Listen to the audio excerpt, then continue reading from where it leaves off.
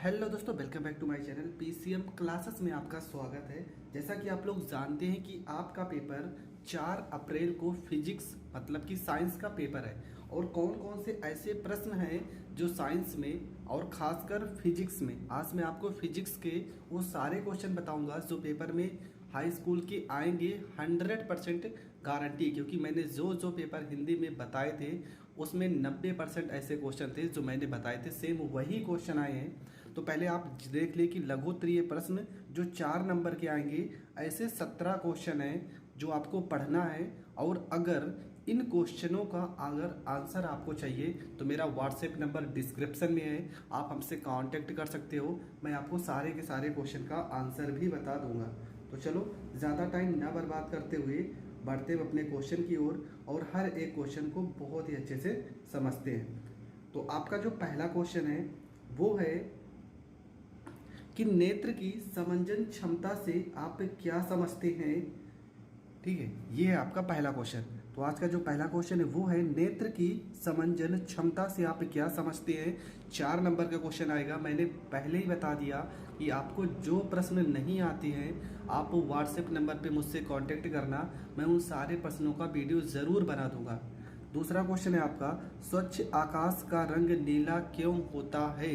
या कुछ क्वेश्चन ये भी पूछ सकता है कि आकाश का रंग नीला क्यों दिखाई पड़ता है। तो क्वेश्चन जो भी पूछे पर दोनों का मतलब सेम एक ही है।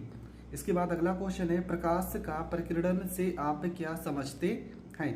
क्वेश्चन नंबर 4 में लिखा है कि गोलीय दर्पण की वक्रता त्रिज्या तथा फोकस दूरी में संबंध ज्ञात कीजिए।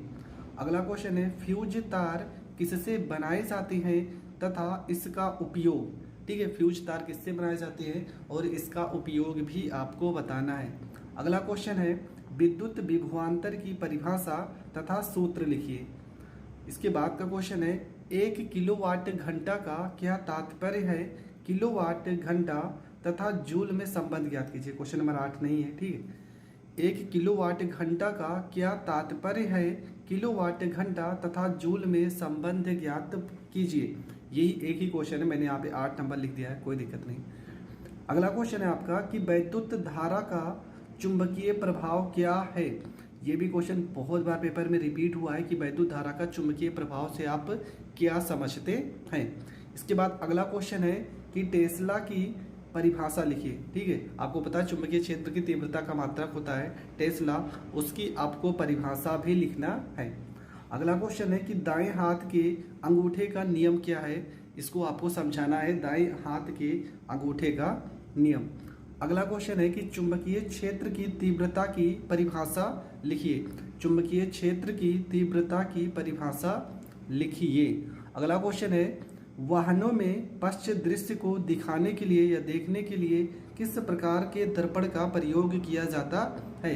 मतलब मोटर जो कार होती है उसमें जो पीछे का दृश्य देखने के लिए कौन से दर्पण का यूज होता है, आपको पता ही होगा उत्तल दर्पण का यूज होता है। उसको आपको लिखना है और आपको समझाना है कि क्यों, क्योंकि आपको पता है उत्तल दर्पण में जो प्रतिबिंब होता है वो छोटा बनता है और आभासी बनता है, वस्तु से छोटा बनता है। ये सारी चीज़ें, जितनी भी चीज़ें आपको पता उन सारी चीज़ों को लिखना है, क्योंकि जो क्वेश्चन है वो है 4 नंबर का। तो कम से कम आपको 5 या 6 लाइन तो लिखना ही होगा।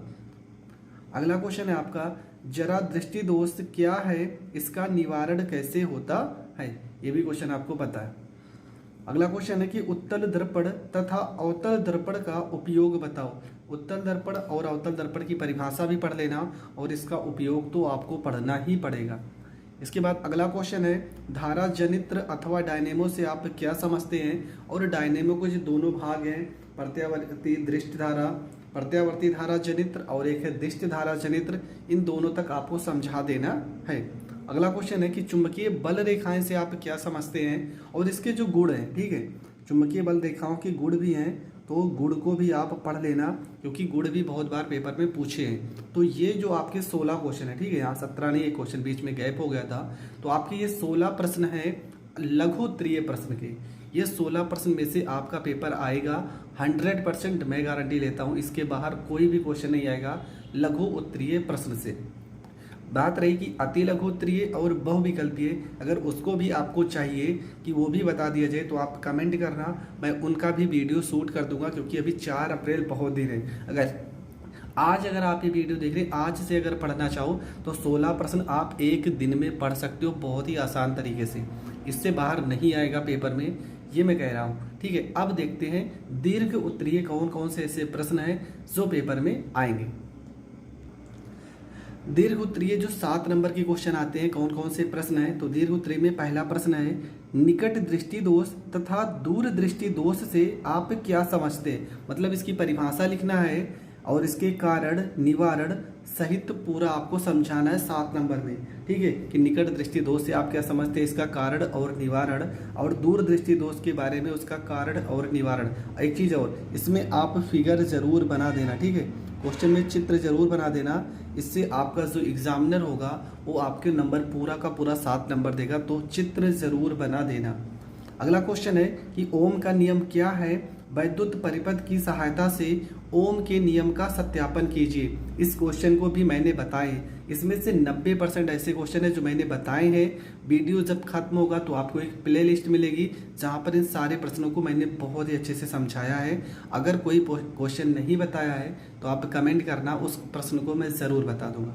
ठीक है, और इसमें भी फिगर है तो फिगर बना के आप उसका निगमन कर देना। ठीक है, अगला क्वेश्चन है कि प्रत्यावर्ती धारा जनित्र के सिद्धांत, रचना तथा कार्य विधि का सचित्र वर्णन कीजिए। कौन सा क्वेश्चन है, प्रत्यावर्ती धारा जनित्र के सिद्धांत, रचना तथा कार्य विधि, इन सब के बारे में आपको लिखना है। 7 नंबर का है, ये भी क्वेश्चन बहुत ही इंपॉर्टेंट है। अगर कह रहे हैं कि आपको नहीं आ रहा तो प्लीज़ कमेंट करके ज़रूर बताना, मैं इन प्रश्नों को ज़रूर सॉल्व कर दूंगा। इसके बाद अगला क्वेश्चन है कि विद्युत मोटर का नामांकित चित्र खींचिए, मतलब आरेख खींचकर इसके सिद्धांत और कार्य विधि का वर्णन करना। किसके बारे में, विद्युत मोटर का। पहली बात तो आपको फिगर भी बनाना है, इसका सिद्धांत भी लिखना है, कार्य विधि, ये सारी चीज़ें लिखोगे तभी आपको पूरे के पूरे 7 नंबर मिलेंगे। इसके बाद अगला क्वेश्चन है, परिनालिका किसे कहते हैं। परिनालिका चुंबक की भांति कैसे व्यवहार करती है। किसी क्षण चुंबक की सहायता से विद्युत धारा वाही परिनालिका के उत्तर तथा दक्षिण ध्रुव का निर्धारण कैसे किया जाता है। ये भी आपको क्वेश्चन में इम्पॉर्टेंट है। और एक दो क्वेश्चन मैं बता दे रहा हूँ, ठीक है, वो आपके लगभग समझ लो 70% ऐसे हैं जो चांस है।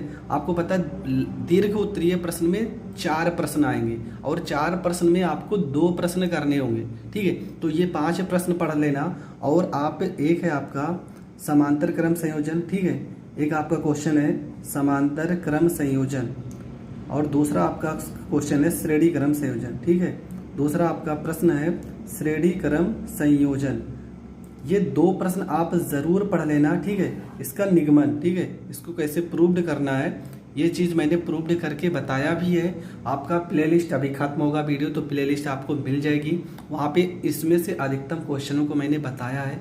इन सारे प्रश्नों को आपको पढ़ना है। इससे बाहर फिजिक्स में, मतलब भौतिक विज्ञान में हाई स्कूल का नहीं आएगा, ये मैं वादा करता हूँ। आप बस इन्हीं प्रश्नों पर फोकस कीजिए।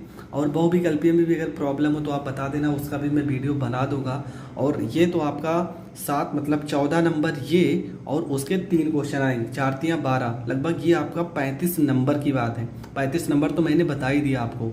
बचे हुए जो क्वेश्चन है 35 का, लगभग ये आपका जो पूरा का पूरा सिलेबस है ये आपका लगभग 40 से 50 नंबर कवर करता है। 5 बहुविकल्पीय हो जाएंगे, 5 और लगभग 1 1 2 2 नंबर के जो क्वेश्चन हो, तो ये आपका लगभग 40 या 50 नंबर का मैंने बता दिया है। इससे बार आपका नहीं आएगा।